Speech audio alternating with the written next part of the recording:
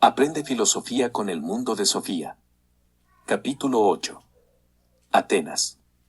De las ruinas se levantaron varios edificios.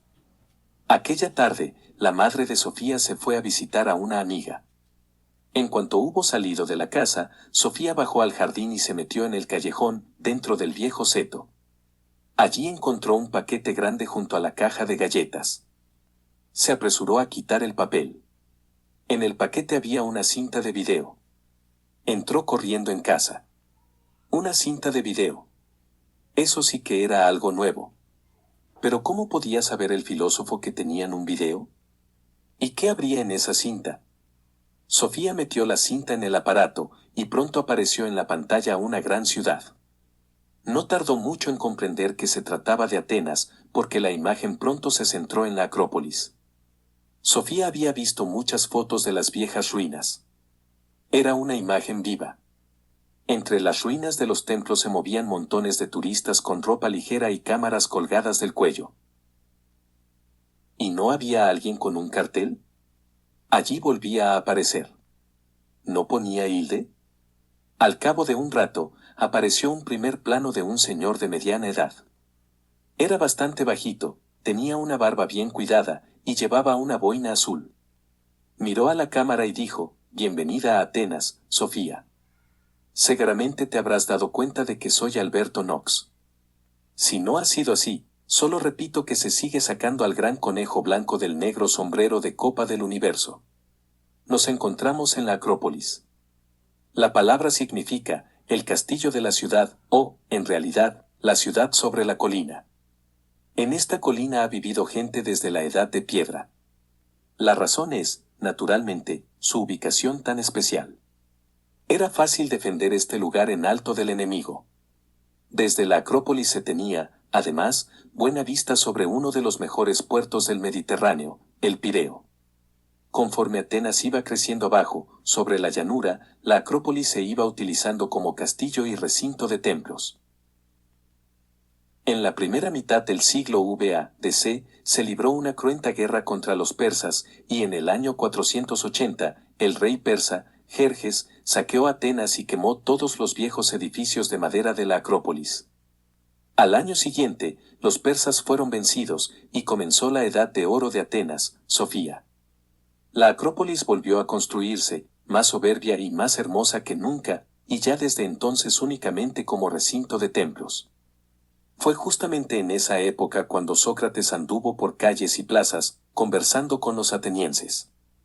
Así, pudo seguir la reconstrucción de la Acrópolis y la construcción de todos esos maravillosos edificios que vemos aquí. Fíjate qué lugar de obras tuvo que ser. Detrás de mí puedes ver el templo más grande. Se llama el Partenón o Morada de la Virgen y fue levantado en honor a Atenea, que era la diosa patrona de Atenas. Este gran edificio de mármol no tiene una sola línea recta, pues los 4 lados tienen todos una suave curvatura. Se hizo así para dar más vida al edificio. Aunque tiene unas dimensiones enormes, no resulta pesado a la vista, debido, como puedes ver, a un engaño óptico. También las columnas se inclinan suavemente hacia adentro, y habrían formado una pirámide de 1500 metros si hubieran sido tan altas como para encontrarse en un punto muy por encima del templo. Lo único que había dentro del templo era una estatua de Atenea de 12 metros de altura. Debo añadir que el mármol blanco, que estaba pintado de varios colores vivos, se transportaba desde una montaña a 16 kilómetros de distancia.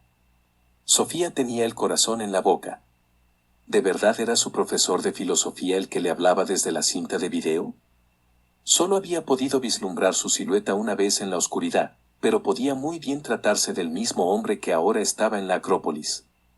El hombre comenzó a andar por el lateral del templo y la cámara le seguía.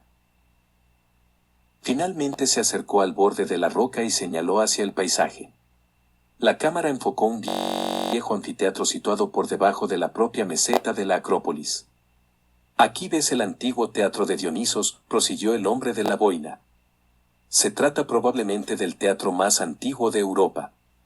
Aquí se representaron las obras de los grandes autores de tragedias Esquilo, Sófocles y Eurípides, precisamente en la época de Sócrates.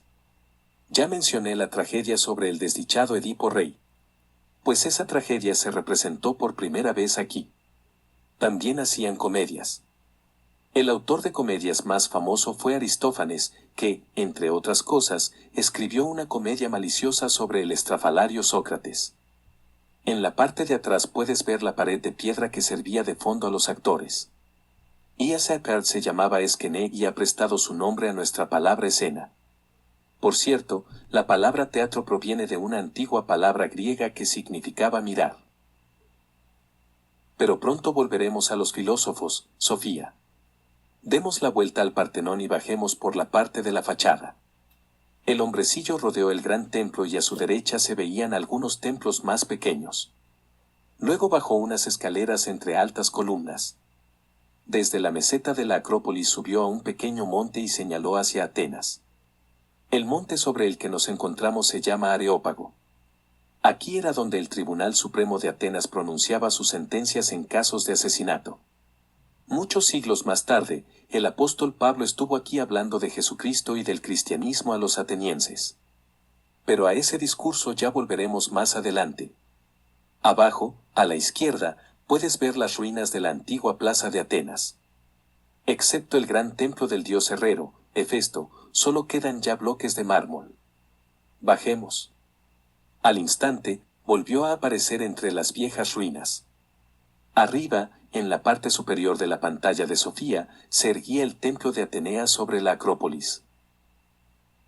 El profesor de filosofía se había sentado sobre un bloque de mármol. Miró a la cámara y dijo: estamos sentados en las afueras de la antigua plaza de Atenas. Triste, ¿verdad? Me refiero a cómo está hoy.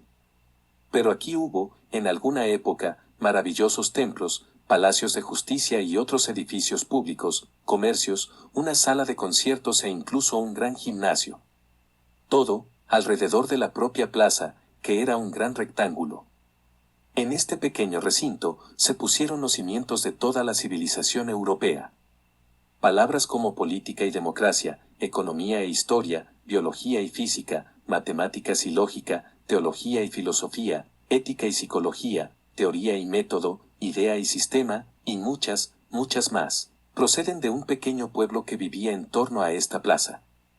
Por aquí anduvo Sócrates hablando con la gente. Quizás agarrara a algún esclavo que llevaba un cuenco de aceitunas para hacerle, al pobre hombre, preguntas filosóficas. Porque Sócrates opinaba que un esclavo tenía la misma capacidad de razonar que un noble. Tal vez se encontrara en una vehemente disputa con algún ciudadano, o conversara, en voz baja, con su discípulo Platón. Resulta curioso, ¿verdad? Hablamos todavía de filosofía socrática o filosofía platónica, pero es muy distinto ser Platón o Sócrates. Claro que le resultaba curioso a Sofía. Pero le parecía, no obstante, igual de curioso que el filósofo le hablara así, de repente, a través de una cinta de video que había sido llevada a su lugar secreto del jardín por un misterioso perro. El filósofo se levantó del bloque de mármol y dijo en voz muy baja: inicialmente, había pensado dejarlo aquí, Sofía. Quise mostrarte la Acrópolis y las ruinas de la antigua plaza de Atenas. Pero aún no sé si has entendido lo grandiosos que fueron en la antigüedad los alrededores de este lugar, de modo que siento la tentación de continuar un poco más. Naturalmente, es del todo inédito, pero confío en que esto quede entre tú y yo. Bueno, de todas formas, bastará con un rápido vistazo. No dijo nada más, y se quedó mirando fijamente a la cámara durante un buen rato. A continuación, apareció en la pantalla una imagen totalmente distinta. De las ruinas se levantaron varios edificios altos. Como por arte de magia, se habían vuelto a reconstruir todas las ruinas. Sobre el horizonte se veía todavía la Acrópolis, pero ahora, tanto la Acrópolis como los edificios de abajo, en la plaza, eran completamente nuevos. Estaban cubiertos de oro y pintados con colores diferentes. Por la gran plaza se paseaban personas vestidas con túnicas pintorescas. Algunos llevaban espadas, otros llevaban jarras en la cabeza, y uno de ellos llevaba un rollo de papiro bajo el brazo. Ahora Sofía reconoció al profesor de filosofía. Seguía con su boina azul, pero en estos momentos vestía una túnica amarilla, como las demás personas de la imagen. Fue hacia Sofía, miró a la cámara y dijo: «Ya ves, Sofía. Estamos en la Atenas de la antigüedad. Quería que tú también vinieras, ¿sabes? Estamos en el año 402 a.C., solamente 3 años antes de la muerte de Sócrates. 399 a.C. Espero que aprecies esta visita tan exclusiva, pues no creas que fue fácil alquilar una videocámara». Sofía se sentía aturdida. ¿Cómo podía ese hombre misterioso estar, de repente, en la Atenas de hace 400 años? ¿Cómo era posible ver una grabación en video de otra época? Naturalmente, Sofía sabía que no había video en la antigüedad. ¿Podría estar viendo un largometraje? Pero todos los edificios de mármol parecían tan auténticos. Tener que reconstruir toda la antigua plaza de Arenas y toda la Acrópolis solo para una película resultaría carísimo. Y sería un precio demasiado alto solo para que Sofía aprendiera algo sobre Atenas. El hombre de la boina la volvió a mirar. ¿Ves a aquellos 2 hombres bajo las arcadas? Sofía vio a un hombre mayor, con una túnica algo andrajosa. Tenía una barba larga y desarreglada nariz chata, un par de penetrantes ojos azules y mofletes. A su lado, había un hombre joven y hermoso. Son Sócrates y su joven discípulo Platón. ¿Lo entiendes, Sofía? Verás, ahora los conocerás personalmente.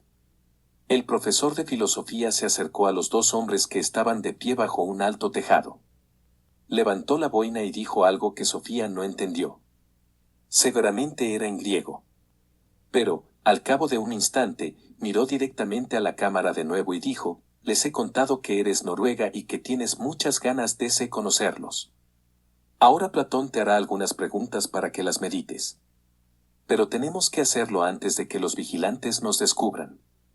Sofía notó una presión en las sienes, pues ahora se acercaba el joven y miraba directamente a la cámara. «Bienvenida a Atenas, Sofía», dijo con voz suave. Hablaba con mucho acento. «Me llamo Platón, y te voy a proponer 4 ejercicios. Lo primero, debes pensar en cómo un pastelero puede hacer 50 pastas completamente iguales.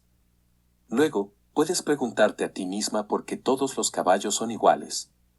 Y también debes pensar en si el alma de los seres humanos es inmortal. Finalmente, tendrás que decir si los hombres y las mujeres tienen la misma capacidad de razonar. Suerte». De repente, había desaparecido la imagen de la pantalla. Sofía intentó adelantar y rebobinar la cinta, pero había visto todo lo que contenía. Sofía procuraba concentrarse y pensar. Pero en cuanto empezaba a pensar en una cosa, le daba por pensar en otra totalmente diferente, mucho antes de haber acabado de desarrollar el primer pensamiento. Hacía tiempo que sabía que el profesor de filosofía era un hombre muy original. Pero a Sofía le parecía que se pasaba con esos métodos de enseñanza que infringían incluso las leyes de la naturaleza. ¿Eran verdaderamente Sócrates y Platón los que había visto en la pantalla? Claro que no, eso era completamente imposible. Pero tampoco habían sido dibujos animados lo que había visto. Sofía sacó la cinta del aparato y se la llevó arriba, a su habitación. Allí la metió en el armario, con todas las piezas de Lego. Pronto se tumbó rendida en la cama, y se durmió. Unas horas más tarde, su madre entró en la habitación. La sacudió suavemente y dijo: «Pero Sofía, ¿qué te pasa? ¿Te has acostado vestida?». Sofía abrió los ojos a duras penas. «He estado en Atenas», dijo. Y no dijo nada más, se dio la vuelta y continuó durmiendo.